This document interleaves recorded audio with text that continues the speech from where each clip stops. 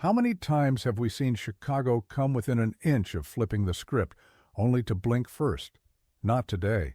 Not with what's rumbling under the lights of Hollis Hall. If what I'm about to lay out is even half true, the NFC North balance of power could tilt before anyone's ready. Stay locked for the next 30 seconds. I'm going to give you the full plan, cap math in plain English, 2 trade frameworks that won't get laughed off the phone, the red zone packages that turn field goals into touchdowns, and the timeline that moves this from no chance to send the terms. If you leave early, you'll read it on someone else's timeline. If you stay, you'll own the conversation. Welcome back to Bears News Fan Report, your home for Chicago rumors with a backbone, the inside buzz that matters, and the speculation that actually respects football reality. Smash that like, hit subscribe, and ring the bell, because I'm taking you layer by layer, how this move helps Caleb Williams today, how it mentors Roma Odensei tomorrow, and how it hardens the entire offense for January cold when Lake Michigan steals the air from your lungs. Here's the vibe inside the division. Detroit is chest-out confident. Green Bay's youth thinks the future is now. Minnesota is tougher between the tackles than anyone wants to admit. The Bears? We've got the quarterback, we've got the swagger rising, and we've got a defense that wants to close doors if the offense keeps them off the field. So what's the lever that multiplies everything we already are? What turns promising into inevitable on 3rd and 7 in the fourth quarter? Start with the profile, not the name. We're talking about a chain mover who treats leverage like a language, a red zone surgeon who lives off option routes, sit nods, and box-out body position that makes defensive backs feel small. A pass pro, willing to chip an edge and still release on time.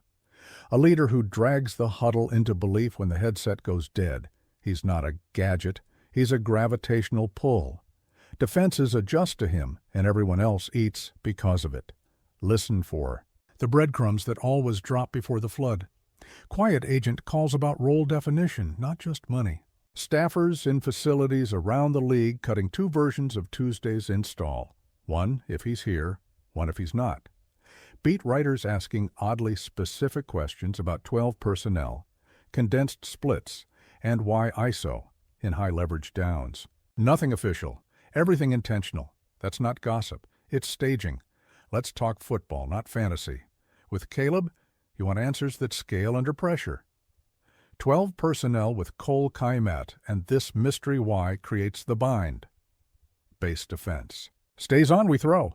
Nickel comes in, we mash. Condensed formations, motion to stack, pivot routes at the sticks, and play action that makes safeties play haunted.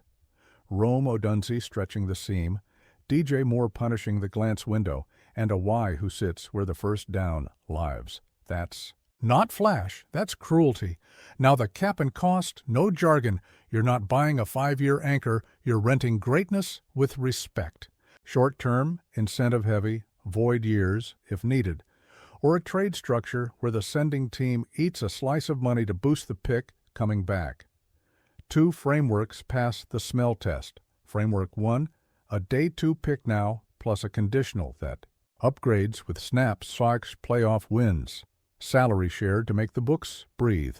Framework 2, a cleaner salary hit, slightly pricier pick, and a back-end pick swap to keep both GMs honest. Anything wild? Hang up. Anything disciplined? Keep talking. Impact. On Sundays is the point. 3rd down becomes math, not hope. Bunch to boundary, Y on option, Cole on the delay, Rome on the over. Pick your poison. Red zone stops being a coin flip. Y stick until they sit, then nod for 6. Leak off play action when edges crash. Sprint out with Caleb's legs making the I. Flat defender melt. And if you think this is just pass game magic, wait until you see what his edge chips and insert blocks do for outside zone.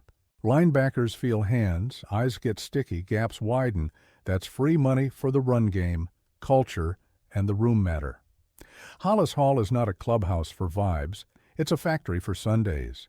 You bring in a veteran who's done it in January, who knows how to practice on a Wednesday, who understands how to save a rookie's legs in November, and suddenly the details click.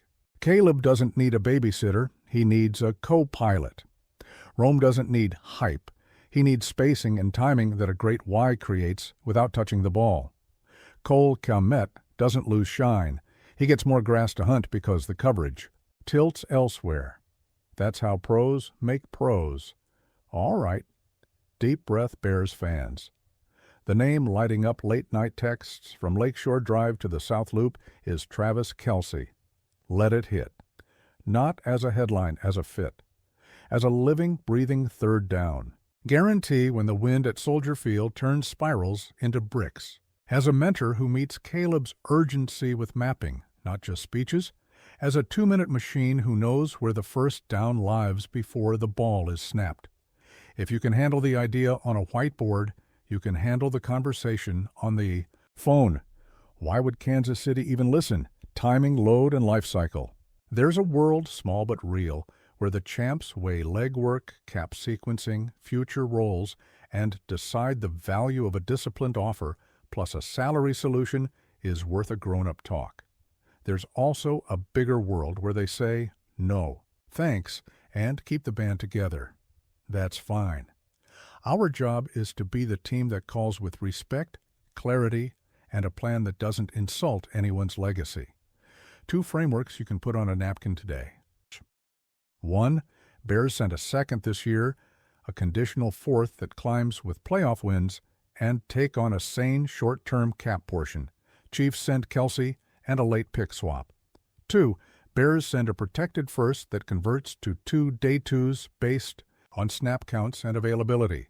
Chiefs retain a slice of salary. Both sides keep flexibility.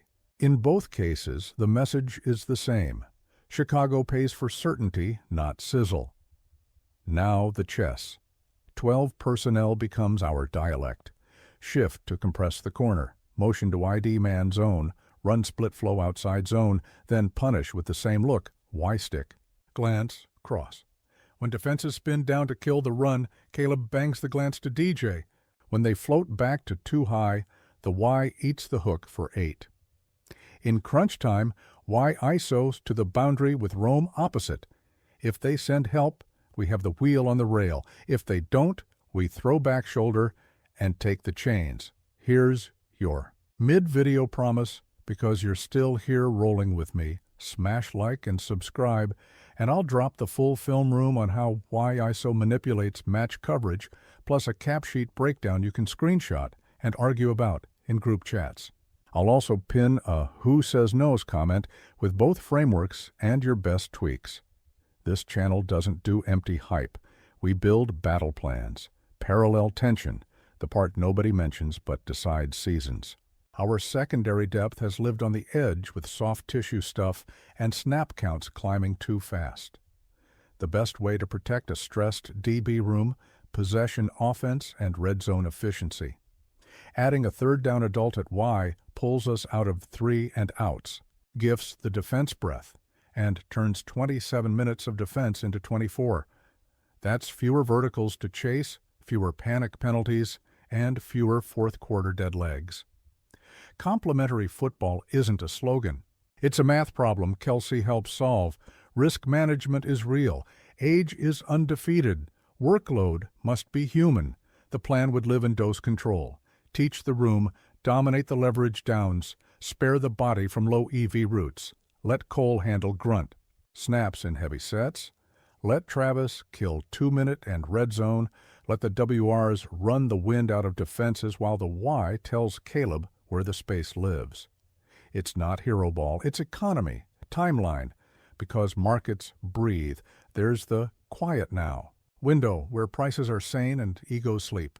There's the post-buy crease where teams reassess and clarity hits like a hammer. And there's the deadline where one injury, one losing skid, or one standing shift makes smart GMs move. If the door opens, Poles has to move with surgical speed, restructure, send terms, get the physical done, and have him in the building on a Thursday to install the red zone menu for Sunday. Picture it. 3rd and 6, divisional game, Soldier Field win, trying to knock the ball sideways, condensed split. Caleb scans, motion across, nickel bumps, we've got zone. Kelce tempo stems, sits on the hash just past the sticks, hands late, body big. 1st down, clock draining, defense resting, then play action off the same look. Defensive end widens on the chip. Caleb climbs. Rome crosses the safety's face. Shot play. Crowd loses its mind. That's how one player alters stress for 10 others without a single highlight grab. Honest outcome check. This might never leave the rumor mill. Kansas City could keep the door bolted. The price could soar into silly. Chicago could decide the room's timeline wants a different kind of peace. All possible. But if the window opens even a crack and the cost stays disciplined, you don't squint, you sprint.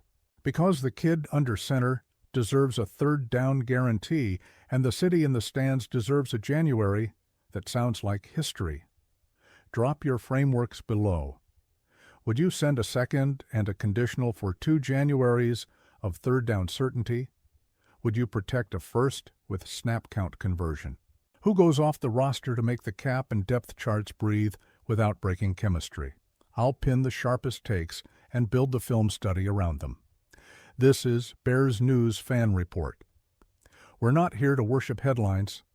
We're here to weaponize possibilities. If Travis Kelce walks through the doors at Hallis Hall, you'll hear it here first. If he doesn't, we'll still be the channel that shows you why Chicago is one disciplined decision, away from making every Sunday feel like a homecoming parade down Michigan Avenue. Like, subscribe, and stay in the huddle, because the next move could be the one that makes the whole league gulp.